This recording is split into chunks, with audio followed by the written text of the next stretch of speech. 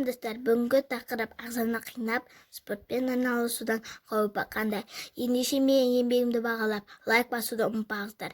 Ендеше кеттік.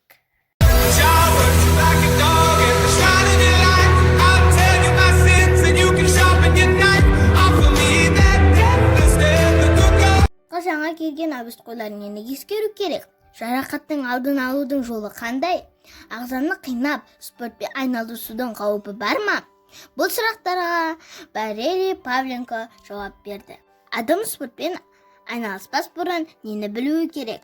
Адам қандай да бір жаттығу жасағанда, немесе спортпен айналысқанда ағзасының шама жарқын білуі керек.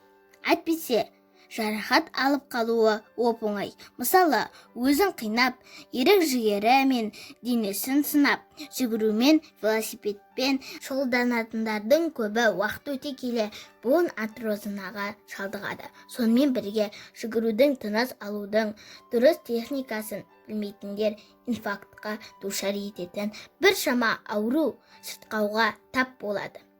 Сондықтан адам спортпен айналыспас бұрын біріншіден өз ағзасының мүмкіндігін білуі керек. Екіншіден спорттық табиғатын сезініп, дұрыс техникасын меңгеруі керек.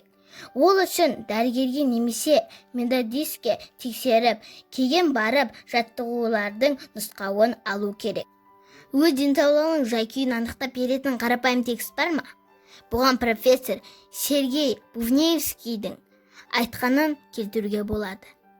Ер адам 30 рет серпіле алса, және әйел адам немесе ер адам еденге отырып, тізесін бүкпей қолын аяқ саусақтарына жеткізе алса, олардың дені сау деуге болады.